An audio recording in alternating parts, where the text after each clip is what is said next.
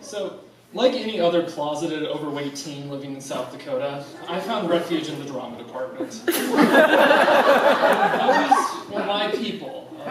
A people who need people. Are some of the worst people I've ever met.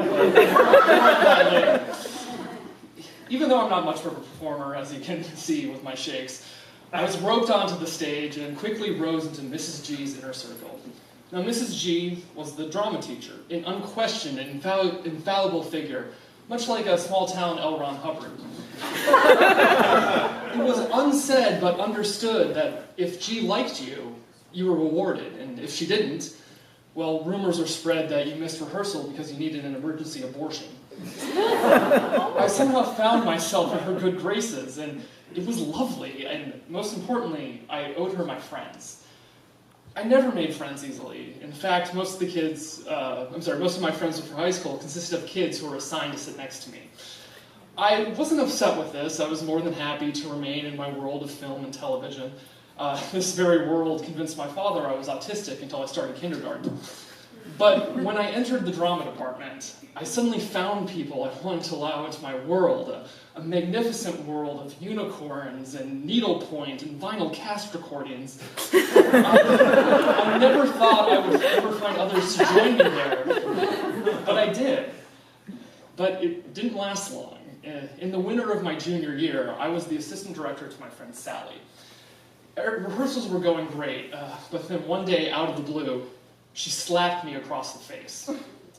She would later say it was because I was too loud during rehearsal, but I still really don't know why it happened. I do know that I was shocked and hurt, and there was a welt growing on my face. See, this is when people brush off that a slap is not violent enough to hurt me. I mean, I'm 6'4", I'm almost 200 pounds, and there's no way she could have hurt me. Right? If you've ever been slapped, you know that while painful, it's really the humiliation that gets you. There are more forceful ways of hitting someone, but the power and condensation that come from slapping is really what hurts. I came home after rehearsal and my parents saw the welt across my face. We talked about it and we decided to let Mrs. G know the very next day. In short, she couldn't care less. Mrs. G told me to keep quiet about the slap, and she herself would discipline Sally. Sally didn't even get a 1-hour detention, so I went to the principal.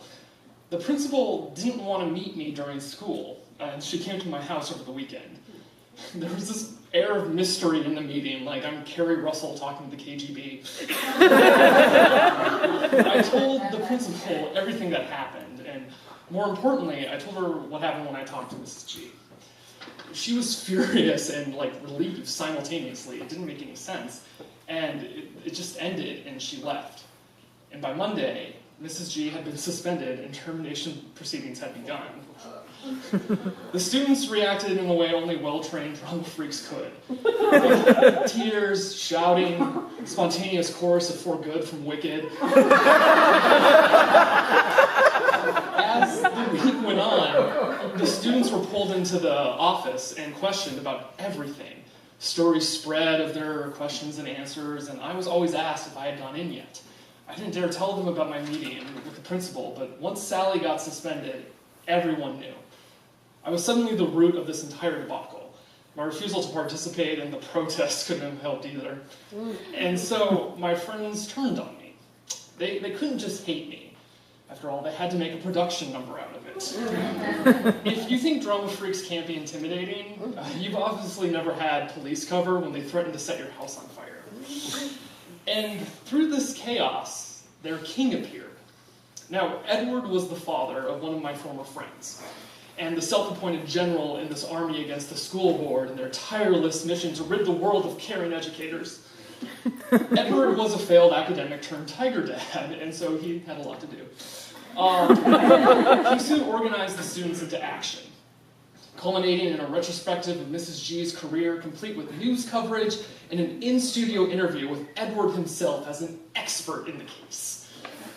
I watched the news as he described his first-hand account of the slap, the appropriate measures taken by Mrs. G, and how my actions were coming from, a young and jealous place.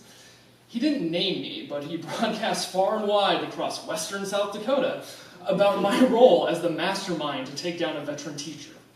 Me, the kid who slept on his parents' floor for months because this shit was happening. I was clearly, some Jim Moriarty waiting in the wings. And that made me the most popular boy at school, but for all the wrong reasons. Now, infamy has many of the same struggles as fame. Recognition, constant attention, but except instead of talking to me or, taking my picture, they'd rather castrate me in the middle of the hallway. Now, looking back, I really don't know how I was able to deal with this on a daily basis for 4.5 months. Somehow, I got to the spring when the school board convened for Mrs. G's hearing. I testified, giving my account of what I knew about the drama department, including the hierarchy and Mrs. G's reaction to my slap, her special treatment for certain students. Now, even today, I still only have brief images in my head of my testimony, but one thing that is very clear is at this point when the defense asked me about my use of the word malice. They thought I was coached into using this word, but I laid it all down. I'm a budding writer, studying for the SAT. Of course I knew the fucking word. And so, the very next day, Mrs. G was fired, and any retribution planned against me disappeared when the record of the school board meeting became public. Now, if you guys ever get a chance to pick this up, I highly recommend it. It's great reading. I found out my small part was a very small part of this whole thing. Now, Mrs. G was under investigation for years for mishandling funds, curriculum issues, her lackadaisical approach to student supervision, and all of the time she never disciplined students.